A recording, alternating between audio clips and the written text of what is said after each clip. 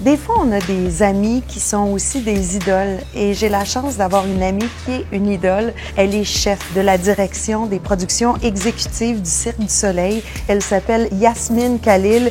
Je vous amène voir mon amie. Yasmine, ton travail consiste en quoi exactement?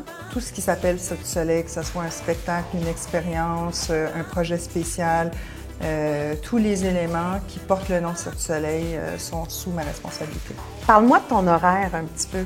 Je te dirais que l'intensité de voyage, depuis quelques mois, je voyage énormément. Ma priorité, quand je suis à Montréal, je dis bien ça, c'est vraiment d'être là le plus possible pour mes filles avant d'aller au travail. C'est un peu extravagant chez moi le matin, mais c'est dans l'intensité. Je suis peut-être pas là beaucoup dans la quantité, mais dans l'intensité, j'essaie de faire mon mieux. Tu sais, je me considère très choyée d'avoir ce cercle-là proche sur qui je peux compter. Sinon, les voyages, ça fait partie de ton vocabulaire depuis très longtemps. Ouais. Parce que tes parents sont de l'Égypte. De l'Égypte? Oui, je suis née là-bas. Je suis venue quand j'avais 2 ans. À un très jeune âge, je me suis mise dans une situation de travailler pour pouvoir voyager. J'ai voyagé pour plein de raisons, puis j'ai fini au Cirque du Soleil.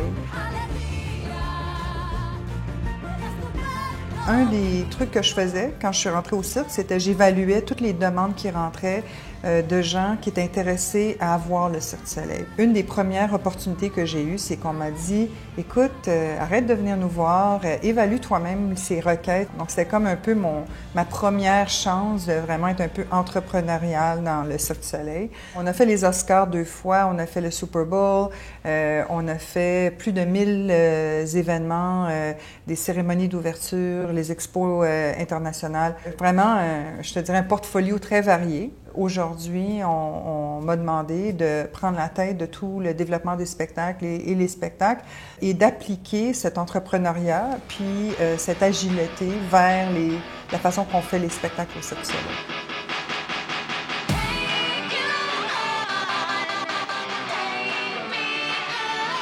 Un des meilleurs exemples, c'est le show qui s'appelle Run.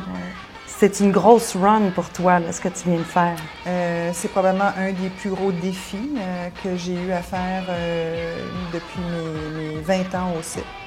Parce que la volonté, c'est d'emmener le cirque ailleurs. Autant dans le produit, le spectacle, le contenu, mais aussi dans l'auditoire. Pour ce faire, on est allé chercher des gens qui ne sont pas normalement des gens avec qui on travaille. Donc, par exemple, Robert Rodriguez, celui qui a écrit Sin City. On est allé chercher Tyler Bates, c'est l'ancien musicien de Marilyn Manson. Pense à Atomic Blonde, pense à justement les films de Tarantino. On met tout ça sur la scène. Il y a vraiment une histoire, la musique joue un rôle très important. Pas toujours forcément des pirouettes et des numéros wow acrobatiques. Moi, ce que je dis avec mon équipe, on n'est pas dans le wow, on est dans le wow. Et avec Run, c'est vraiment l'émotion qu'on veut aller chercher qui est wow. Est-ce que c'est même wow au niveau de ton équipe ici? De faire quelque chose qui est aussi différent, c'est quand même un risque. On crée un projet, on crée un spectacle pour attirer un certain, je dirais, public. Le public cible n'est pas moi. Alors ça, c'est un gros défi. Ce qui est intéressant, ce que j'entends aussi, c'est que depuis toutes ces années, tu as toujours marché avec ton intuition. Comment tu as appris à faire confiance à ton intuition? Est-ce que ça a toujours été le cas? Oui, mais je te dirais que je n'arrive pas à mettre mon doigt sur à quel moment c'était mon intuition versus mon expérience versus mon instinct. Je pense que c'est tout un genre de mélanger ensemble.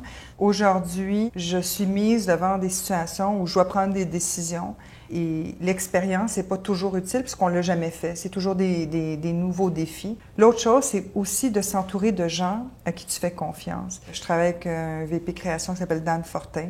C'est mon partner in crime. Puis Dan et moi, on s'est beaucoup penché sur où est-ce qu'on devrait emmener le spectacle. Donc, on l'a vraiment fait évoluer. Il y a quelque chose à ton anniversaire que tu as dit qui était assez intéressant, c'est que tu disais, tu n'en revenais pas à quel point tout ton entourage était resté, puis ta famille allait bien malgré tout le travail que tu accomplissais. Oui. Pour moi, puis je pense pour beaucoup de femmes, c'est l'art de jongler. Puis Puis on m'a jamais donné 8 balles à jongler. J'ai commencé, j'en avais une, puis graduellement, j'en ai rajouté dans le jeu. Et aujourd'hui, j'en ai peut-être 9 ou 10 à jongler. Si tu m'en enlèves une, tout risque de tomber parce que j'ai comme... c'est fluide. Et je suis meilleure à en prendre une autre que d'en enlever une. Comment tu te vois grandir avec le cirque? En fait, j'ai jamais vraiment regardé où est-ce que je vais, mais plutôt où est-ce que je suis. J'ai toujours aimé où j'étais. Faut pas que ça soit un target. Faut pas que ça soit ça, la cible. La cible, c'est aime ce que tu fais, trouve ce que tu aimes faire et fais-le bien et ça va venir.